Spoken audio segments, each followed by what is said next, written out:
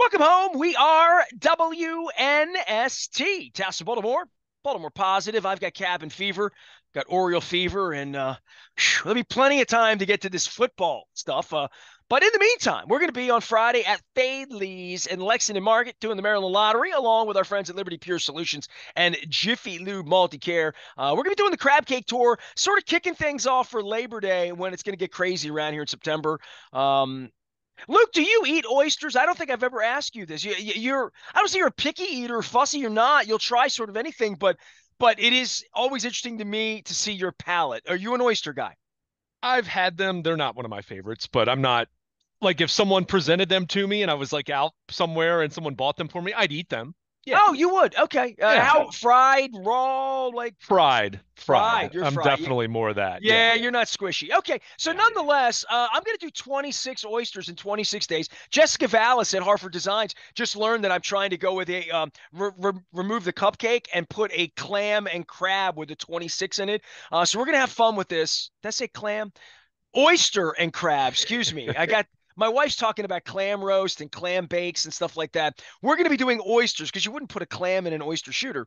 I'm going to go all throughout the state in the month of September, talk about the oyster recovery program, talk about where all these delicious crab cakes come from, as we talk about pennant race baseball, as we talk about Lamar Jackson and Patrick Mahomes. But in the meantime, Luke is here.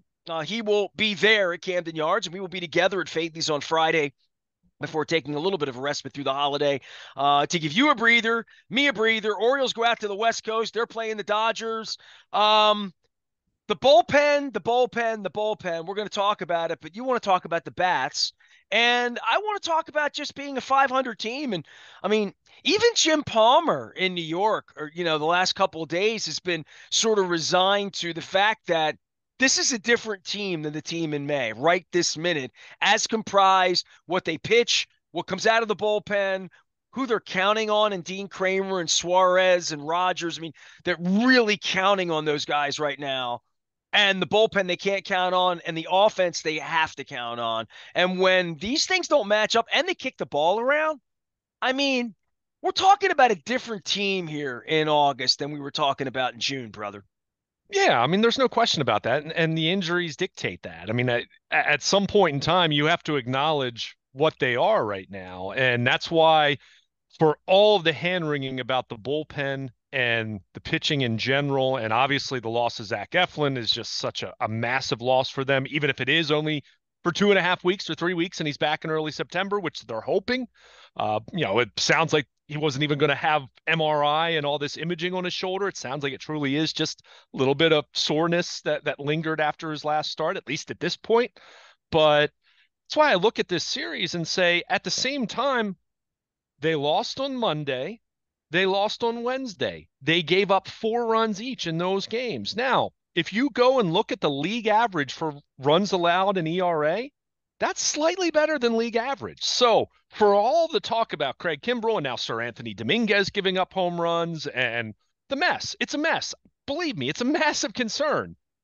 These were two very winnable games. And look, I understand if we're going to beat up the offense on the days where they don't score, on Tuesday, their offense scored a bunch of runs. And, that's the reason why they won, because It their was a good bullpen thing. almost gave it away. So I'm not going to sit here and be unrealistic to say that the offense must score 7 or 8 runs every single night. However, when you look at this series and when you look at the state of their pitching and when they're in this position where they're waiting on Eflin to come back. They're waiting on Grayson Rodriguez to come back. They're waiting on Danny Coulomb and Jacob Webb, and they have reinforcements.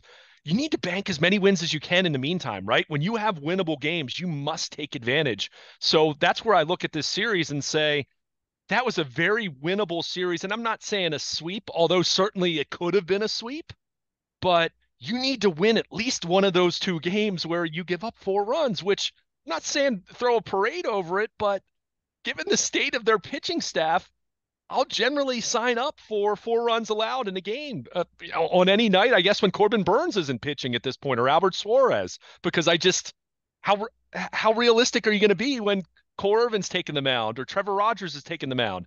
I mean, it was great to see Dean Kramer do what he did. Another good start for him. That was great to see. They're going to need the best version of him, but this offense needs to pick it up. And you mentioned the defense. I think the defense collectively has been better and has stabilized from where it was 3 or 4 weeks ago, where I think it was just plain bad for a while there.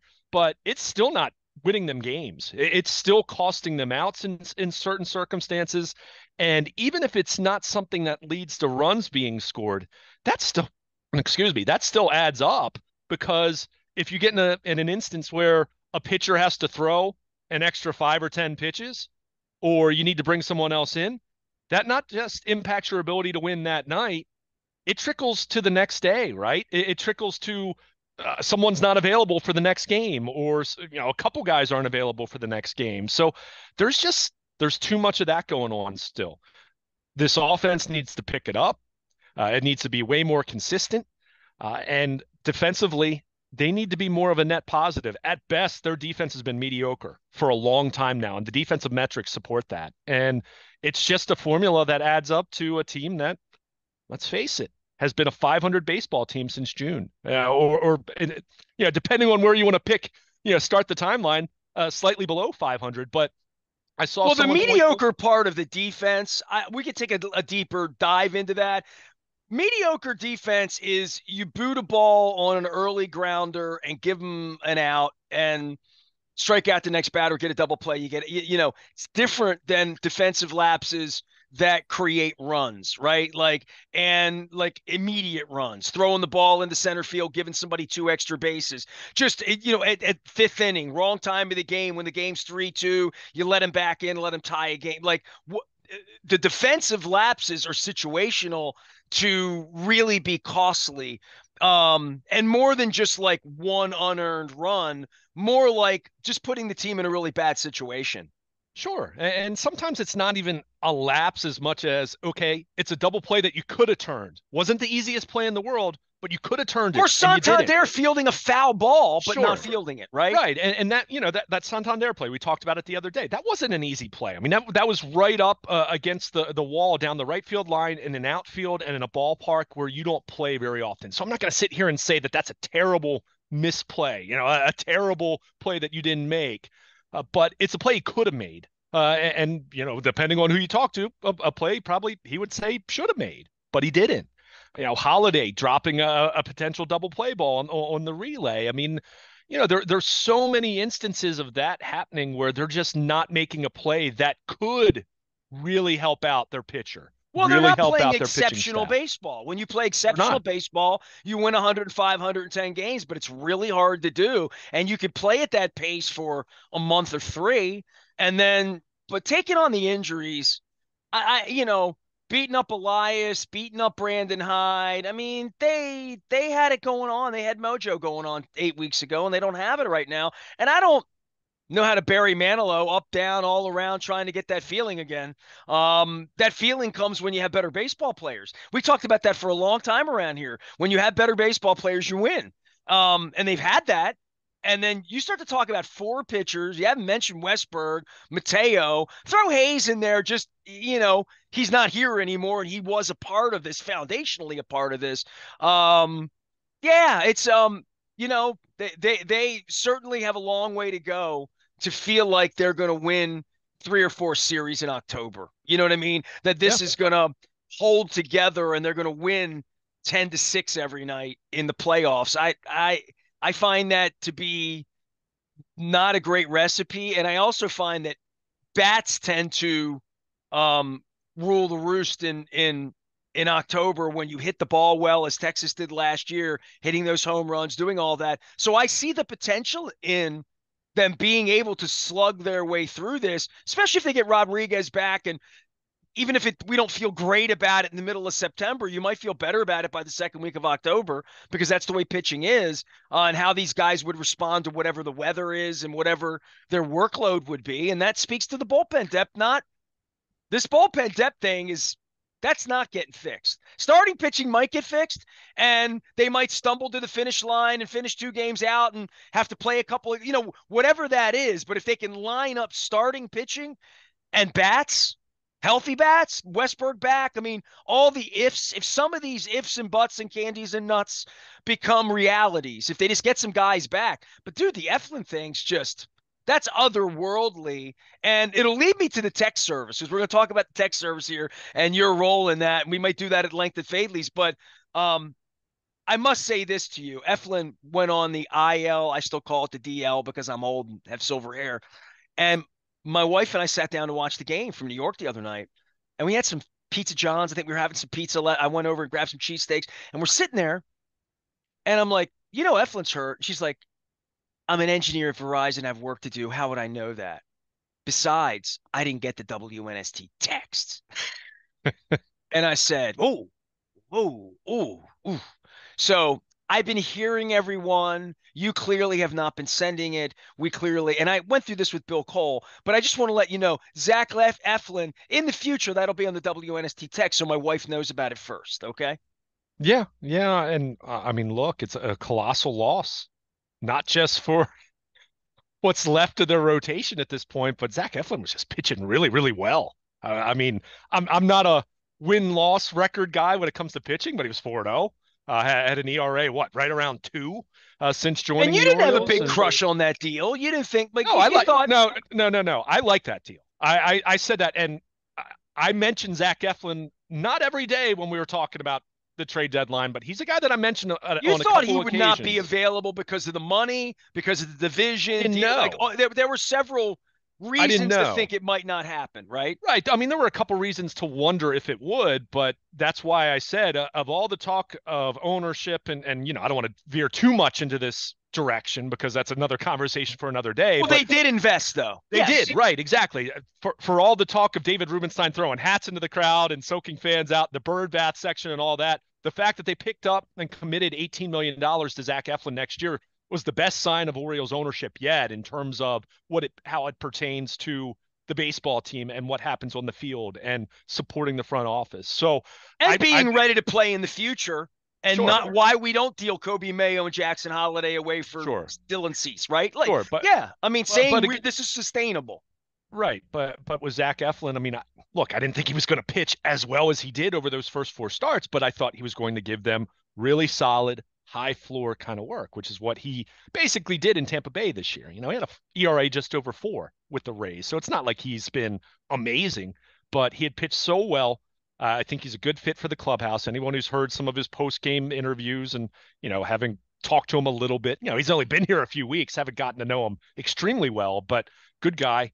All Well, of that. bringing a grown up into helps too. Sure, There's still a it lot of does. young guys around here. Yeah, I mean, he's a guy who pitched, he pitched out of the bullpen for Philadelphia a couple years ago and pitched well, was pitching high leverage for them after, kind of an up and down career with the Phillies as a starter, and it had injuries and consistency. I mean, kind of basically all the former Phillies pitchers that are on the Orioles roster right now all kind of fit that bill right now. But, it hurts because when Grayson Rodriguez went down, and we just talked about this the other day, they had Albert Suarez to step in.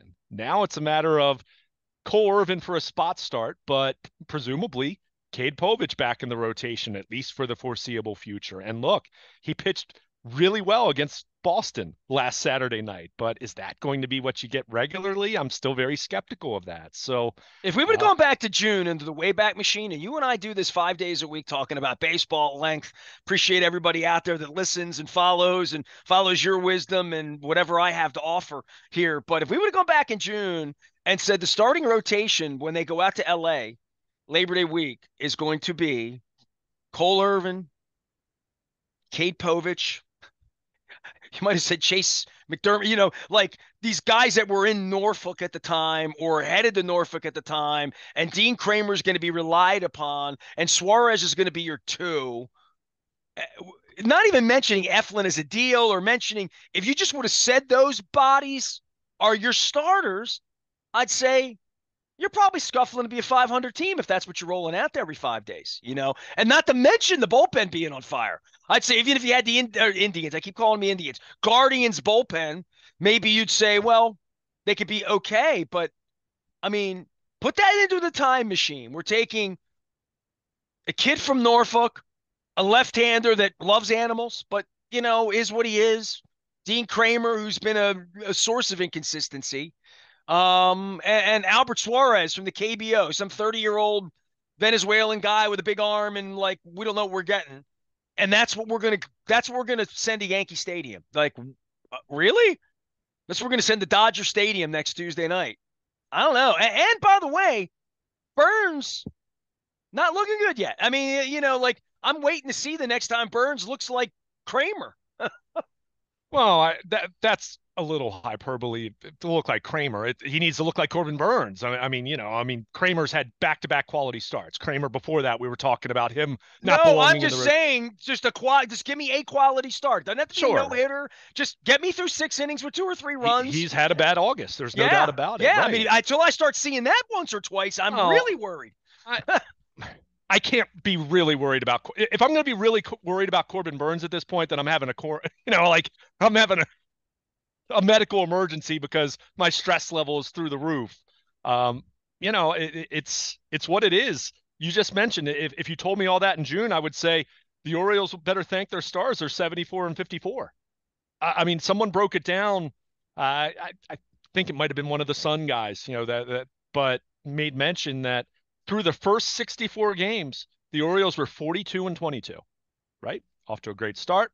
At that point in time, I think that was right around when Bradish went down. So, they had already lost some pitching at that point, but it was still much more intact to, compared to the degree that we see now. But 42 and 22. And in the 64 games since then, so, this is a split right at 64 games and 64 games, 32 and 32. I mean, they've been a 500 baseball team for 64 games now. And again, we can cherry pick where we want to start the timeline, and then they Well, could in be a the few same under. way that before the Cardinals series, we were saying over the last 2 years since Rutschman got here, they have played 600. I mean, they were on pace. They're a 103 win baseball team all along for not 160 games, more like 250 games. That Yeah, they had played at that pace for a long time. right. But I mean, but even the Cardinals series, they still played really good baseball No, for no, I'm seven. saying No, through the no, I first understand. 60 days Not of being this swept and year. all that. Right. I Well, hear you. at that point, we were talking about a body of work over 250 games, a season and a half, 2 seasons, where they played 600 ball and bragged about that. Once you go into 60 games, you're getting into up on, half a season of being a 500 team. And there's no reason to believe the next 20, they're going to be any better than 10 and 10 or 12 and 8. Yeah. They're not built right now to be 16 and 4 in the next 20. If they do that, they've really done. If they pull away with this pitching because they're hitting the cover off the ball every night, because that's what they're going to have to do, and the bullpen gets tidied up, and we get more Colin Selby's getting outs than loading bases, unless Cano knows. I just like saying that. Because I coined that. So, and I'm the guy that's the Cano guy. I still think Cano is going to be the savior in all this. Write that down. I just want to say something smart in August that might make me look smart in October.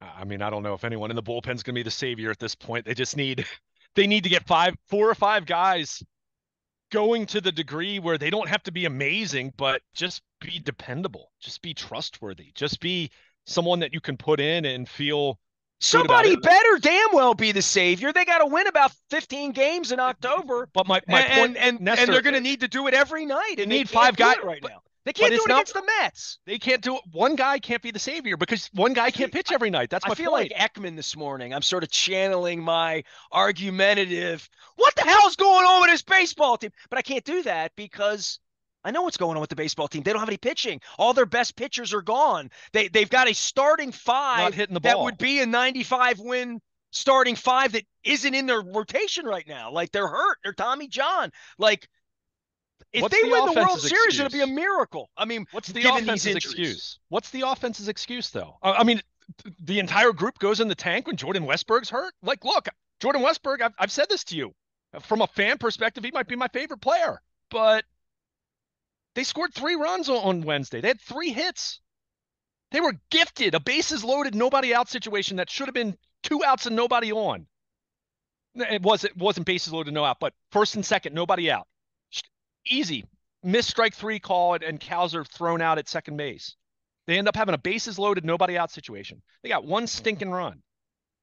At some point in time, like this offense has to start playing like what they're supposed to be. Jordan Westberg's missing. I get that. That's a big loss. It's hurt them against left-handed starting pitching. I fully get that. But I looked at it. we've talked about Adley Rutschman a lot, and earlier in the year we were talking about the power and the walks had gone down. Well, the walks had gone back up. He had a bad July. He's had an okay August batting average wise. Adley Rutschman, it's now the final. We're entering the final week of August. He has 2 walks the entire month. Like, what is that? He's an all-star catcher. He's 1-1. He's the guy they drafted over Bobby Witt. He's got to pick it up. Like, it's that simple. And I'm not, this isn't me attacking him individually as much as that's one example of, like, they've got to hit. Ryan Mountcastle is a singles hitter as a first baseman for the last 2.5 months. He's got to hit. I mean, Gunnar Henderson hasn't been on the 55 home run pace that he was the first 3 months, but for the most part, he's gotten himself back on track. Okay, so great. Santander hasn't hit for much average in the month of August, but is hitting home runs. Great. But I mean, they've got too many wasted at bats in the lineup. They've got too many guys that are just so hot and cold that, I mean, again, we can keep howling at the moon about the pitching, and I agree, it's a colossal problem. It really is. I'm not going to sit here and say it's not. In the meantime, the solution to that isn't that they're going to pitch better. The solution is they need to hit better. Right. Right. But we're still talking about 2 performances in this series where they gave up 4 runs. Now, again, I'm not throwing a parade for 4 runs allowed, but that's slightly better than league average. They got average pitching performances in the aggregate, in the collective. And they lost those 2 games because they didn't hit the ball. So I'm not saying that meant they needed to sweep, but this should have been at least a 2 out of 3 series victory, and we're having a very different conversation then. So it's a turning point for all their leadership, right? For Hyde to figure this out, for Elias to figure it out at the top down, Rubenstein, new ownership in here, how they're going to react, and he's sitting behind home plate watching his team get their ass kicked, getting up and down. Why he wants to be in the middle of the screen, like, I will be writing a letter to David Rubenstein about my access, as well as just what his intentions are for philanthropy here in Baltimore. But nonetheless, like, all of this is new for all of them, including hitting the rocks for a lot of these guys, and including whatever confidence level they have in the pitching on any given night, and the part where they're pressing. I mentioned the fans the other day and the fans losing their minds. I would think that the players themselves, there is a real tightness coming about this as these games get tighter and they go out to LA next week, play in the middle of the night with subpar pitching every night. Every night, they wish Bradish was there. They wish Rodriguez was there. They certainly are going to wish Eflin's there the next couple of weeks. I know a David Elfin, by the way, he covered hockey for the Washington Times forever, so I always Elfin, but I'm not dyslexic. I would just say for them and the bats and where Holiday is and where the expectation is for really young guys. We treat these guys like they're Boog Powell and Frank Robinson and Brooks Robinson. Nah, man, these are guys that have been in one pennant race. This is not grizzled vets for the most part. That's why you bring Eflin in. That's why you thought you brought Kimbrel in. I mean, and even Brandon Hyde managing in big games. He's seen it from the end of the bench next to Joe Matt, like in other places, but I don't know that's what every night when you're managing in these tough spots and you don't have good choices. I mean, the best choices you have are, come on, Cowser, let's move, hit the ball. You're my guy. You have all these 1-1s, 1-4s, draft picks, guys that have done it, guys that have done it like Mountcastle, Mullins, all these guys have done it at some point to give you the confidence level because you won 101 games. Like, everybody's gotten big hits. In everybody on this team has contributed in a big way. I sound like I'm giving the manager speech in the movie, but everybody in there has had a big hit. So there is John Martin still trying to figure out how to pay all the big hits, quite frankly, with the home run riches. But so they all have it in them. But it's go time, bro. It really is. It's go time for the bats because the pitching's not going to come. To your point, 4 runs, we're celebrating. That's as good as it's going to get. And that's good. That should be good enough to win more than you lose, right? I mean, that should, for what this offense has been. And look, I've been the guy that between the two of us, I've stuck up for the offense way more. But at some point in time, you have to be realistic about where you are. And to me, they got 2 out of 3 winning performances from their pitching staff, good enough to win. Doesn't mean it's great. I don't expect it to be great. I mean, Cole Irvin's back.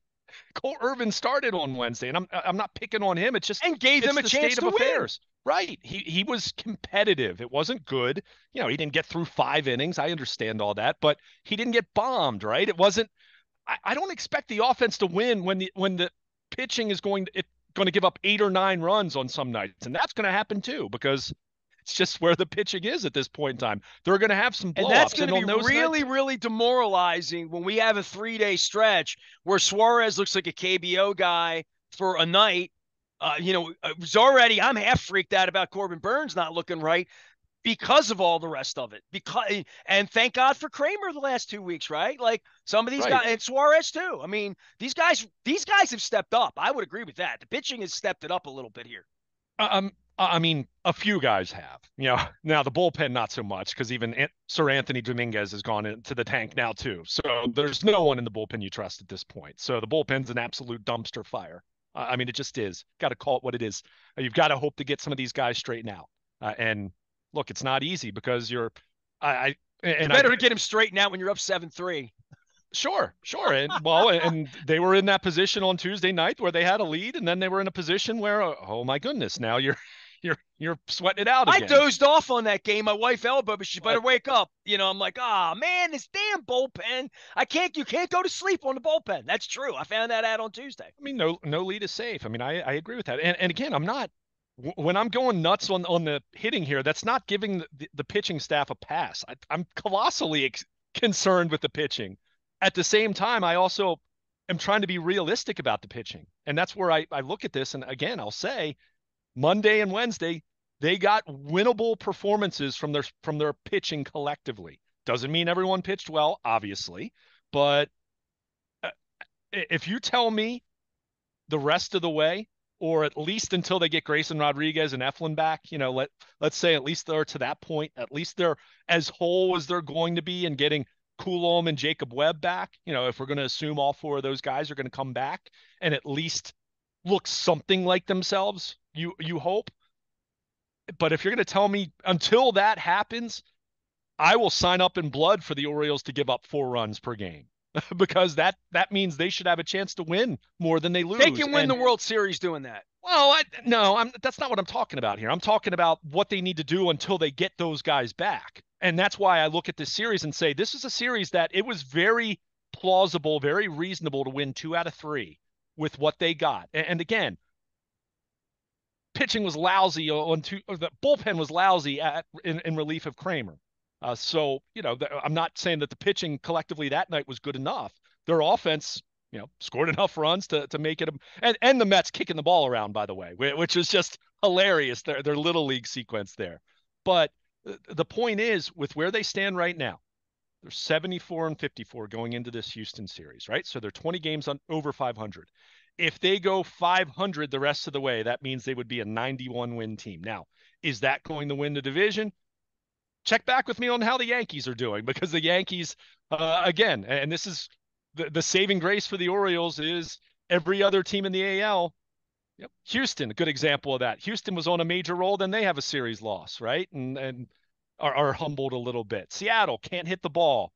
Cleveland is having all kinds of issues with its starting pitching, and it's hitting not being enough. So you go down the list. I don't know who that juggernaut's going to be the rest of the way, but again, for argument's sake, the Orioles, if they go 500 the rest of the way, 91 wins, they're going to be in the playoffs with that, right? So I'm not saying that's the goal, but my point is, until they get these other guys back, they need to try to tread water and bank as many wins as they can on nights where they get good enough pitching, when it's decent enough, when it's respectable enough. They've got to win those games. And again, this was a series where the 2 games they lost, they gave up 4 runs. That's with this offense being this group of position players being as healthy as it is, and understanding that, yes, they really miss Jordan Westburg, but at the same time, Ramon Arias has done a decent job filling in for him, has actually been one of their better hitters over the last couple weeks. So Yeah, I those look at that. replacement metrics are fine for me, right? They're acceptable, right? I mean, they're acceptable. He's Well, been Westberg okay. might have slumped, right? I mean, Sure. I mean, you never know. But the point is, as a whole, that group is way healthier because at this point, Jorge Mateo wouldn't be playing that much, right? I mean, okay, we could debate, whether Westberg would be playing more at second and Jackson Holliday would be sitting against some lefties and all that. But point is, Jorge Mateo was falling back into being a role slash bench player before he got hurt. So I'm not looking at that as like this massive loss. Westberg is a massive loss. He's been one of their three best position players this year, and really, second, easily their second most consistent, if not most consistent. So, I just every time they pitch and get a respectable, acceptable, reasonably decent performance, which is collectively what they did on Monday and Wednesday, every time you lose one of those games, that's a major missed opportunity to me at this point. So again, I'm not saying I demanded a sweep, but based on how they pitched on Monday and Wednesday, you got to get one of those games. You got to win one of those games, but they're not swinging the bats. They're not swinging it consistently enough. I mean, they just aren't. And, we can talk about more dependent on the home run. I mean, their batting average, team batting average is still up there, right? I mean, they're not such a feast or famine where it's home run or absolutely nothing. They hit lots of doubles, they hit triples, but they've got to find a way. And they've been, kind of non-existent with runners in scoring position of late. And, it's just maddeningly inconsistent, right? I mean, they'll put a good performance together and then the offense sleeps for the next few days. And it's just, even, we talked about it last Sunday when they won and scored 4 runs. I think they had 3 hits in that game. I mean, they've got to get more traffic on the bases. I mean, you just have to. So here come the Houston Astros and a team that overall, this last series aside, has played very well over the last couple of weeks.